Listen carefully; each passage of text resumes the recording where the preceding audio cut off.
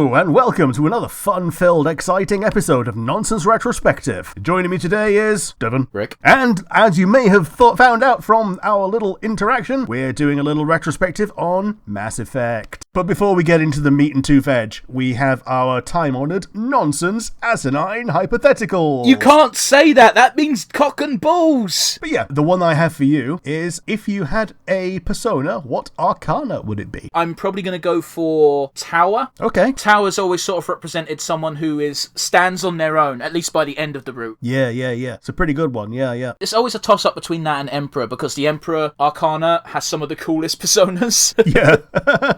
I'd also be a toss-up between two. So, yeah, an Emperor is normally a pretty good pick for that. I mean, come on, you can't say that and then not give. The other one that I would normally pick is Star. Like, I really like the Star persona things. A Star usually ends up with, like, Lucifer, doesn't it? Which is a strong fucking persona, by the way. Yeah, they end up with Lucifer or Hell-El. Oh god, I'm looking forward to SMT. Oh, having unlimited amount of demons to choose from without having to fucking have a certain amount of fucking team with certain arcanas so you get fucking boosts to conversations. Oh god, I hate that shit. Like, I love Persona, but fuck, I love the bare bones dungeon stuff. But yes, I suppose I should throw a question towards you, shouldn't I? Sure. My question is pretty simple. We're in October, and something I noticed is October seems to be a month filled to the brim with fan challenges. Now, we've got Inktober, we've got Kinktober, we've got Flufftober, a lot of like fan fiction and fan art bullshit. If you had to take part in a competition of some kind where you have to do something a day for a month, what would you ideally want to do? What type of challenge would you want to set yourself? Probably something like a comic a day. Draw a comic a day. Yeah, it doesn't have to be a good one. Katie Tugich does one once a year where it's 1 an hour. Oh, fuck that! It's 1 an hour for a day, and it's like once a year. And she ends up with this really cute 12-panel long thing. A lot of it is just slice-of-life things that happened that day. You gotta bear in mind, people who do these challenges either have a job that is artistic anyway, or have a fuck ton of free time. Because I look at NaNoWriMo, and I'm like, I would love to do that. Fuck, do I not have time? No. I work a job and I edit a podcast. That takes up pretty much most of my week. Yeah, to such a degree that we don't even have a lot of time to piss about on multiplayer games that often anymore. I don't think we played a game for like a month. No. Yeah, okay, I wasn't expecting you to answer so quickly, but yeah, fair enough. Yeah. So, Rick, I know you're in charge of the podcast, but I gotta ask, what are we doing today? We're looking at the life and times of Mass Effect. We're going to mostly be looking at Mass Effect 2. We're going to touch a little bit on Mass Effect 1. You start as Commander Shepard, who is your self-insert character, but also they have a bit of a multiple choice past. The entire series is BioWare's answer to Star Wars. They didn't quite lose the Star Wars license, but they wanted to do things that weren't in that license's purview. It is to Star Wars what Dragon Age is to Dungeons & Dragons. It's their own OC universe where they can do whatever the hell they like. It's a love letter to 80s sci-fi. But yeah, you start with a ragtag gang of renegades that you build up. You start as a human with a human crew, and you recruit aliens along the way. Tali Zora, who is my favorite, and she's adorable. She's a Quarian who are wrapped up aliens who never exit their suits. There's Erdnot Rex, who is the best goddamn character in the game. Yeah, he is. People who listen to the show may remember him from my Dream Team heist crew. You did put him in that. He's my warrior for my adventuring team. He's really cool because he's a snapshot into that culture from someone who's kind of seen it all, thinks his people can do better, and has seen them on multiple occasions not do better. He wants to drag his people to greatness, kicking and screaming if need be, but he's in no position to do so right now. So right now he's just a mercenary, and he signs on with you. You've got Garrus, who is also the best character, because all of these aliens are the best character. See, I never met Garrus in Mass Effect 1, because I didn't play Mass Effect 1, as you well know. Mm-hmm. As far as I'm aware, he is basically the most purest of pure cops when you first meet him, and then when you meet him in Mass Effect 2, he's Batman. Yeah, like when you meet him in Mass Effect 2, you basically see him without his helmet, because he's not slept in like 3 days. Yeah, because he kept getting assaulted. All the mercenary grand bands. Not one or two, all of them. Oh yeah, but you're infiltrating and being sneaky. But there's even that line as well where you get to him and you go, Garrus, you nearly hit me a few times. And he's just like, I had to make it look real. Yep. The last alien that joins you is Liara. She's an Asari. The Asari shtick in this is that they can breed with anyone, but the thing that they do to do that is a psychic link, and she does that to you whether or not you're in a relationship with her. Yeah, I am aware of this fact. Consent is given, at least. And the fact that a Lady Shepherd can breed with Liara is something that got picked up by Fox News. Man, Fox News, I shouldn't really be surprised, but man, they still don't like anything that even smells remotely gay. No. I really don't get it. It's 2021. Get the fuck over it. Yeah. One thing I did gloss over is that you do have a human crew that you start the game with. Yeah, but they suck. Yeah, they do. I don't know, I kind of like Caden, but Ashley is kind of insufferable. Yeah, towards the end of the game, you get to choose which one of them to keep. Bye, Ashley. Yeah. I played this game on the PS3, guys, so I didn't play Mass Effect 1. Yeah, you get that comic, don't you? Now, if you don't play through this comic, and you just start with a blank save that you don't get to influence at all, the game makes all the worst decisions for you. Erdnot Rex automatically gets sacrificed, because who the fuck is ever going to choose to do that? No one. No. If you are a male shepherd, you get Ashley. If you are a female shepherd, you get Caden. Which means I got saddled with fucking Ashley the first 5 times I played this game, and I had no Rex. She is pretty good in 3. They have the same storyline in 3. Yeah, they do. They both become the next fucking, what are they called, Spectres? So yeah, Spectre is a rank that no human has ever had before. Another one of them that's out there in the world doing bad things because, you know, there's got to be a baddie. That's the entire plot of the first game. You track him down. He's unearthed a super dreadnought, which turns out to be Space Cthulhu. Man, jumping forward a little bit to Mass Effect 3, I really hate the fact that the Reapers are that shape because that race existed. We've destroyed countless races and each race becomes a new Reaper. Why do all your Reapers look like this one breed of alien, dude? I don't think they thought it through. Here's the idea for the DLC. Here's the Leviathan. Oh, fuck. Why did we make everything look like this? I wouldn't mind so much if all the Reapers were unique. They touch on that at the end of Mass 2, where you've got the human Reaper. It's just a giant Terminator. It's cool. If that was what that Reaper was, neat. And if all other Reapers were like that for their own races, neat. I get it. It's a time-saving thing. It's a video game. You can't make everything look unique and cool. However, don't make someone reference early on in your series every race becomes a Reaper and then they all look generic like this original Leviathan, which apparently was the first race that got Reapered by the sounds of it. It's convoluted and dumb because they retcon a ton of shit because fuck you. It seems like they Reapered themselves willingly because they thought that that was the right thing to do and then realized, oh, we just murdered everyone. It's one of those actual weird things where, if I recall correctly, and it's been a while since I played any Mass Effect game,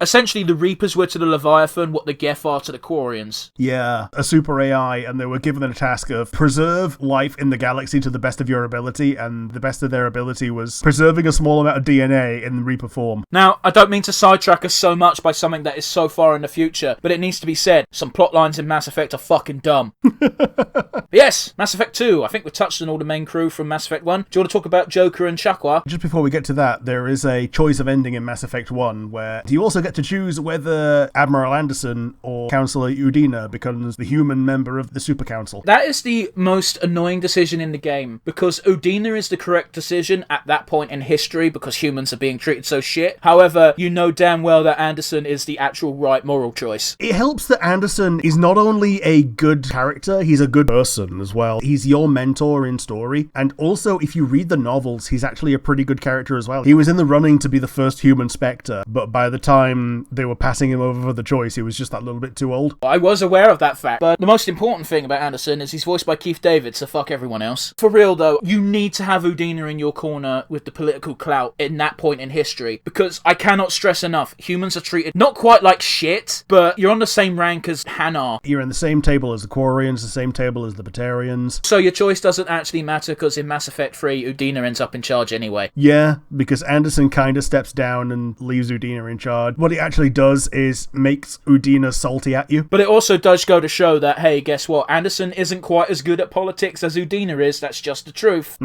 As much as you want him to be the representative of humanity, he's not the best option you've got. Yeah, and even when Anderson is in charge, Udina is like a very good secretary to him. Man, I fucking hate politics.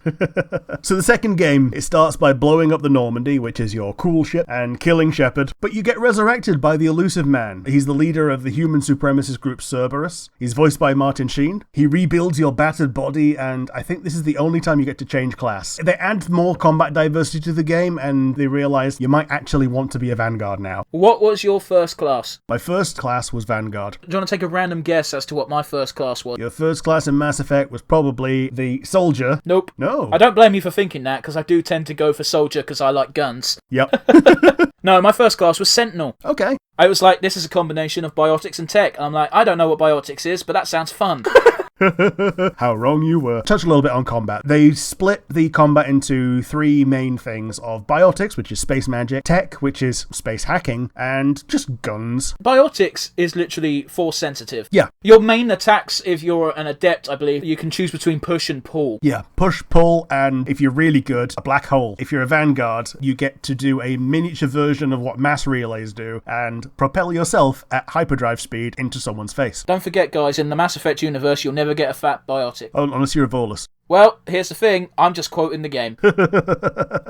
Wait, am I quoting the game or am I quoting a weird fanfic I read one time? I think you're quoting a weird fanfic. I don't remember this. It's okay to quote weird fanfics that I'm not going to have read. I shit you not, it's like 200 fucking thousand plus words and it's a crossover between Mass Effect and Warhammer. It was an Imperial Guardsman and an Eldar got sucked into the Mass Effect world and it was very interesting, and then it got fucking put on hiatus because the writer was like, I can't keep up. They were doing too much and they got burned out or some shit. I recommend it. Couldn't tell you what it's called. Like, here's the thing, an Imperial Guardsman would fit in very easily. The point the author made was the Imperial Guardsman is actually a lot better at shooting things than everyone on the crew. Yeah. Because they use cover because they don't have shields in their universe. The Imperial Guardsman has to rely on the universe to survive rather than being handed an infinite health formula. Yeah, absolutely. There's a point where they're doing the mission to save Jack, and you know at the very end you've got that motherfucker on the Gatling gun. Yeah. Guess what? The Imperial Guardsman uses a weapon that uses actual bullets, so he can actually penetrate shields. That's why he uses cover, because shielding tech is useless in the 40k universe. And they've given him his own shield, and they say, hey, can you make this shot? And he went, yeah, probably, but I'll probably get shot to shit by doing it. And they went, don't worry, the shields will cover you for a little bit, just take the shot quick. And he freaks out as he's taking his shot, and he's getting hit by bullets but not feeling them. Yeah. This is why I always sort of go to bat for fanfic a little bit. There's some cool concepts that writers like to write about, but it's fanfic, so people shit on it without giving it a chance. But yeah, you get a bigger crew this time. You get like, what, 11 squad mates or something stupid? I think it is actually 11, which makes plus you 12. You've got Dr. Charquas and Joker join you from the first game as crew members. Man, am I gutted you can't do anything with Charquas. She ticks a lot of the boxes. Yeah. Enough about my perversions. Rick, next characters? You've got Garrus and Tali joining you back. Liara and Rex don't join you, at least not right now. Liara joins you for the DLC, and your Vermeer survivor shows up in the middle of the game to call you out on joining the human supremacy group. And Ashley goes so much harder on you than Caden does. Yeah. When it's Caden, he just goes, you're with Cerberus now. And then he just kind of continues his conversation. They both email you after the encounter and go, listen, I may have reacted a bit hot-headedly, but like Ashley just goes for the jugular when she's fucking meets up with you for the first time since you literally died. But yeah, this time your humans that join you are Miranda Lawson and Jacob Taylor. Miranda is the pinnacle of what Cerberus does in terms of being a real bitch and being all about human supremacy. She's also the result of a human supremacist's experimentation. Miranda at least changes as the game goes on. Oh, yeah. She has a character development. If you have her in your squad during the final moment and you go, I'm destroying the human Reaper,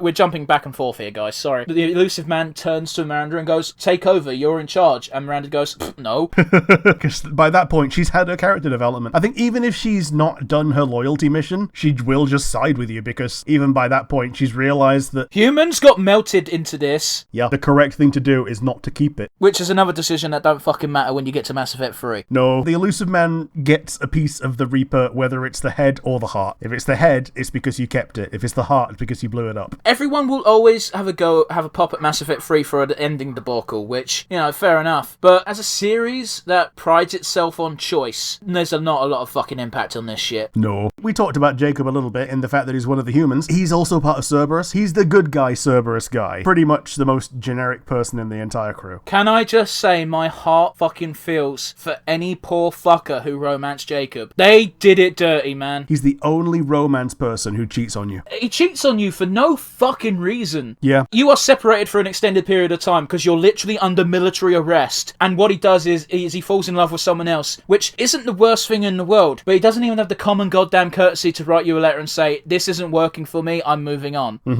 It's so scummy. And it's just like, what are you supposed to do? You can rebound to like Liara, because Liara just loves you unconditionally for some fucking reason. That's because it's the developer's favourite. We all know why. She also voices the AI in SMT4. Yeah, she does, doesn't she? Yeah. Yeah, my brain was just like playing a voice clip in my head, and yeah, she does play Burroughs. Man, I love Burroughs in that game, man. She chats mad shit whenever you do shit that's neutral. Yep. You got 3 endings again. SMT4, you got lawful, chaotic, and neutral. There's a choice very early on where you got to choose between two of your friends. One is the chaotic character, one of them's the lawful. And you got the option of, I have no strong opinion either way. You select that option, and she just goes, wow, that's lame. Yep. But it's such a valid option, because the two options you're given are so extreme. And yet, the actual real option there is the Chaos guy is a much cooler person. The actual option is you want to be as neutral as possible, because the neutral ending's the best ending. Grunt is the Krogan version of Miranda, to a degree. He's been perfectly created to be perfectly perfect, and the other Krogan don't like that. Rex is cool with it because he's your buddy. Yeah. And Rex lets him take the trial to go through Krogan puberty, and he succeeds, which is cool. Yeah, Grunt gets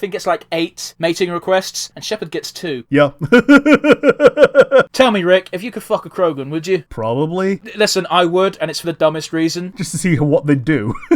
No, it's worse than that. I'd do it just to say I've done it. It's just like, yeah, I fucked a Krogan. What have you done with your life? Krogan are better than Elcor in that respond. Elcor I can't find sexy. At least Krogan are warriors and have emotions. Granted, those emotions are usually rage. Elcor have emotions. They tell you their emotions. Okay, emotive then is what I mean to say. I feel like fucking an Elcor would be like fucking a horse, and I'm not really into that. It's a bit like jacking off an elephant, yeah. I was assuming I'd be fucking a female one, but hey, if you want to fuck a dude, that's fine. Zaid is another human companion. He is DLC, and he's the coolest goddamn mercenary in the goddamn world. You can't goddamn tell me otherwise. Goddamn.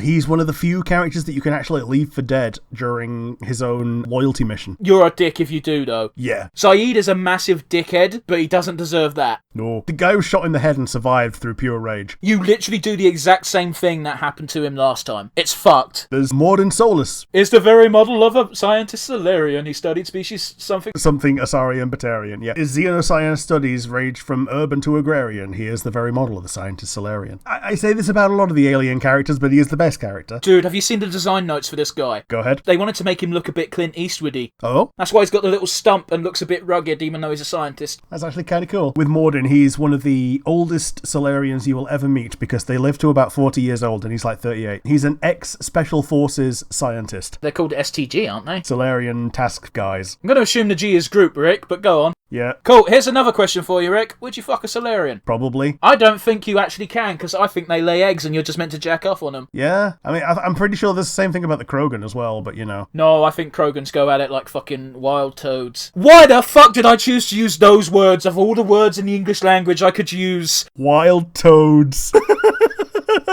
But yeah, after Morden, we've got Kasumi. She's also DLC. This is the first DLC you have to buy because Zaid you get for free if you buy the game new. Other way round. Was it? I got Kasumi for free and I had to pay for Zaid. That's weird. It is weird. Did you play on Xbox? Yeah. Maybe that's what the difference is. Maybe PS3 got Kasumi for free and you had to pay for Zaid, and then Xbox got Zaid for free and you had to pay for Kasumi. Maybe. I just remember I didn't have to pay for Kasumi and I paid for Zaid ages after the fact because, you know, I was still going through that stage where I didn't trust Sony with my credit card information.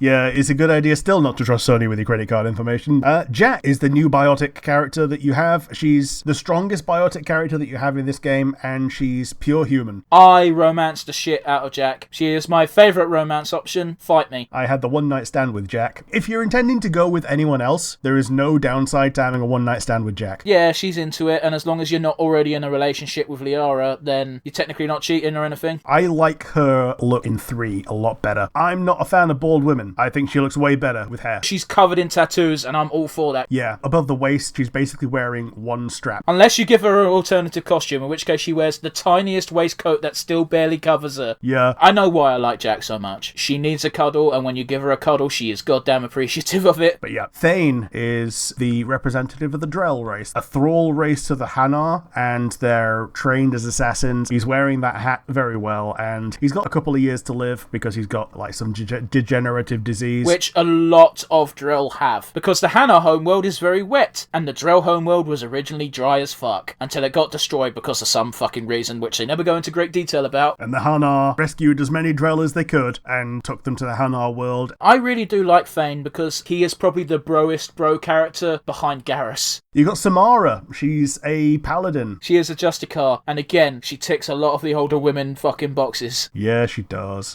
However, she does have the drawback of not really being into it. No, she's not. She's got the absolute cleavage. She's had children, and all of the children that she's had, they're genetically defective to be murderers. Ardart Yakshi. Yeah, people who, instead of having the fun times, will fry your nervous system. This is the reason why Asari prefer it if an Asari finds a non-Asari partner, because this defect is exclusive to Asari ex-Asari couplings. Yeah, she's got a bunch of inbred babies. They're not inbred. Technically speaking, they're purebred. Oh, yeah, they're totally purebred. By modern standards, They are not incestuous. It's like shagging your cousin. No, it's not. No, it's just because they've both got the gene from both parents is Asari, they've got a chance of the gene mutating. It's got nothing to do with them being actually related in any way. Because, again, the way Asari mate is they borrow genetic material from their partner. So the fact that they have to borrow genetic material from another Asari means there's less to work with, which means there's more chance of mutations occurring. There's a biology fucking lesson for this alien race. One of those 3 daughters is Morinth, and she's one of the options as well. If you choose to be an asshole and kill Samara, you can get Morinth instead. You have to be an immoral dickhead and also an idiot. Yeah. There is no benefit to getting rid of Samara in favour of Morinth. Yeah, it's just to see the extra dialogue, basically. My favourite thing is the game doesn't even fuck around. Once you've beaten the game, you can have a chat with Morinth, and Morinth says, you're so special, Shepard. I bet you're resistant to my mind sapping. And you can go, yes, I bet I am. And then you get a game over. Yeah, you're just on the floor dead, and it just plays the game over theme. Also, you can get extra fucked as well in Mass Effect 3, rightly so, because Morinth super easily gets fucking taken over by the enemy. The only reference you get to Morinth in 3, if you kept her, is there is a Banshee in the late game that has the name Morinth. Yep, that's pretty much it. How cool would it be if when you went on the mission you should go on with Samara in 3 for her friendship, and you have Morinth with you saying, yeah, this giving you the flip side, yeah, this place is a fucking prison, it sucks, I want to help my sister. Yeah, the last person you have in your party is Legion. He's the first talking and overall non-evil Geth. Now, the Geth we haven't really touched upon, but they're an entire robot race of jobbers. They worship the Robo-Cthulhu, and their only purpose is to be cannon fodder. And there's a reference to an Intel manufacturing glitch which changed how certain calculations happened. Some of them are mentally deficient and predisposed to being evil, while some of them prefer to find their own perfection. Legion is on the quote-unquote good side that want to pursue perfection on their own terms. So the Geth are created by the Quarians, and it's the reason that the Quarians are no longer a council race, because creating AI is a big no-no. That's a theme in a lot of sci-fi stuff, isn't it? Yeah, creating AI is a big no-no, because AI is a crapshoot. We don't know what it's going to do, and we've seen the worst of it. Have you seen the interactions Legion gets if you take him to recruit Tali? Don't think I have. When you get to Cal Riga just goes, Shepard, I don't know if you know this, but there's a Geth right behind you. And Shepard just goes, yeah, it's with me. And Cal Riga's just like, I don't rightly approve of that, but I'm not really in a position to argue. And then when you get to Tali locked in her room, she instantly starts shooting at Legion. Legion takes cover, and he just goes, help, Shepard Commander, this unit is under attack. Legion is so adorable. The moment in Mass Effect 3 that breaks, I'm sure, a lot of hearts. Does this unit have a soul? Yeah. This is what I'm talking about. Like, shit on Mass Effect 3 all you want, it still has gems in there. Shall we just go ahead and get to the meat? Because we've talked about all the characters briefly. Shall we talk about the suicide mission? The suicide mission is what you're building up to for the entire game. Even the whole point of doing all the loyalty missions is so that you've got someone who is 100% loyal and committed and has no more regrets. The whole idea is you're having to do an assault on a Reaper fetus, which has been made by the Reapers to preserve the life of the galaxy, but also it murdered everyone. Yeah, one of the things I appreciate about gathering the crew is you don't know what the final mission's going to be in universe. You might know it outside of universe in your own brain, and that's why you recruit all manner of people, including a thief, because you're just like, I don't know, this might be needed. That's the thing. When you get to the end, you actually get a choice of who to send on what tasks, and some of them are a lot better at certain tasks than others. And also, you need to know certain things about what your crew are predisposed to doing. So, Mordin Solus took a line about holding the line to heart from the previous Solarian STG member that you interact with in Mass Effect 1. That was Kirahi, wasn't it? Yeah, Commander Kirahi. Mordin went on missions with him in the past in his backstory as well. Yeah, he was always a pain in the cloaca. Yeah, but also that's speech stuck with him. If you don't protect Morden at all costs, he will die. It's really heartbreaking that you can do everything right and Morden still dies because he holds the line too hard. Yeah, but also if everyone's loyal, that's probably not going to happen. Yeah. But yeah, I want to talk about the very first choice, which was you have to choose your tech expert to go in and defuse the tunnel. Do you know what my logic for this, which just happened to fucking work out? Send Tally. Nope. My brain was like, this is super dangerous and there's high fucking damaging acid. And I'm like, Legion is a robot. Yeah. He is good with tech. And I'll be honest with you, at this point, I wasn't particularly fond of Legion. He was part of my crew, but I was like, I didn't really see a lot of the humanity side of him. So I sent him and he fucking pissed it. And I was like, Legion, you did good, buddy. Thanks. Yeah. One time I sent Kasumi and she super fucked up. Oh, yeah. She burns herself on Steam. No, they don't vary up the deaths. They always die in the same way. So it's always that last door they're trying to open. And for some reason, they always get shot in the head while trying to keep the door open. Yeah. The next choices you actually get two choices. You got to find a squad leader for the secondary team, which if you don't pick Garrus, you're an idiot. The biotic field holder as well, yeah, don't you? Yeah, the biotic field holder is actually kind of tragic because usually it's not the biotic field holder who gets fucked if they fail. It's someone else in the group that you currently have with you. Yeah, it's always someone else. It's not the person doing the field, it's someone at the outskirts of the bubble. So I picked Garrus to lead the other squad, and I picked Samara to be the biotic because I don't trust Miranda to fucking hold her nerve. Yeah, Samara and Jack are the right answers for that. If you pick Miranda, she's not biotic enough. She thinks she is, but she's not. Also, who the fuck gives a shit about Jacob? Yeah. I forgot that Jacob was even an option for that. Yeah, Jacob's a real nothing character, which is the only silver lining to him being a shit romance option is he's kind of got no personality, so why would you romance him anyway? Although he does have that one thing. He's a bit of a mimetic molester. He's talking about that he could sneak into your room. Prize. Ugh. Yeah, it's very memey. And I think the only other choice is you have to choose a squad leader, again, to do everything else while you fight the boss Reaper. Okay, and I'm guessing that's just Garrus again, really, ain't it?